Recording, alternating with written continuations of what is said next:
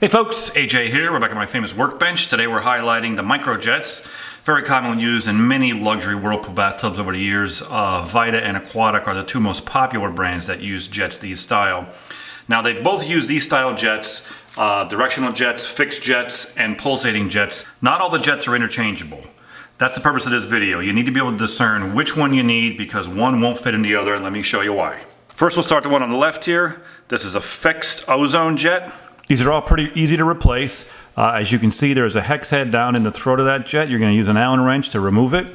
Okay. When you put the new one in, just put a heavy bead of silicone around here, thread it in, get it nice and snug with the Allen wrench. Do not over tighten, because then you're going to be having a problem with cracking again.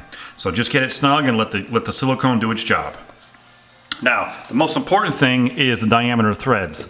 This one has a 1 inch in diameter. Okay, so let's get the digital micrometer back out. Wrap this around for you guys so everybody can see. We are at 1 inch in diameter for the threads on this jet here. Okay. Now, the other jets that are commonly used are these microjets. This one is a directional. So this one comes apart with a, well, first of all, the whole face. Let me just take this off. So this one comes apart with a small quarter turn. Can everybody see those notches in there? Let me get this up on the camera. So we have a little notch system behind this jet. So we got these two tabs on the face of the jet, okay, and then these two notches on the escutcheon, okay. Now this one uses a spring internal, okay. The spring is designed to put tension on the eyeball to make it directional. So let's put this back together. There's two sides to the spring, by the way. I don't know if you noticed what I did here. That one's a little bit narrower. That side is a little bit narrower. So you put the narrow side in. That way the ball fits a little bit better there. All right, and then we get the face on. And then it's just that little turn to get that in place. And then now that eyeball is directional via the spring providing tension on the back of the eyeball. And the digital micrometer on this wall flange, the threads on this is 7/8 in diameter. That is not 1/8. The top of the 7 is cut off. So that's 7/8 in diameter. So the 7/8 one is not going to thread into the 1 inch and vice versa. So that's very, very important. Okay. So that is a directional one. Okay. And then they also made one that spins around and pulsates. Okay, and this face can be changed the same way.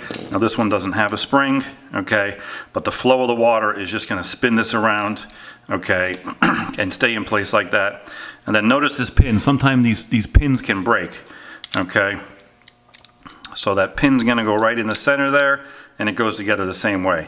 Now when you buy these jets, this back wall flange comes with it, but you may not need to use it. Maybe you're just going to use the front part of the jet for aesthetic purposes, or maybe your pin broke, or maybe you had a problem with your internal. Okay, but everything comes complete the way it's shown right here. Wall flange, internals, and the escutcheon. Okay, and again, the same thing. You're going to notice there is a big hex head there to get your Allen wrench in there. That's the tool you're going to use. Again, a heavy bead of silicone around the back side of it. When you thread it in, wipe off the excess. Make sure you wait at least 2 to 3 days for that silicone to dry before you add water to the tub. So in summary, again, you make sure you get the microjet that has the right threads for yours, the 7/8 and 1 inch, as they're not interchangeable. Any questions beyond this video, feel free to give us a call. We are your Whirlpool Tub Parts Authority.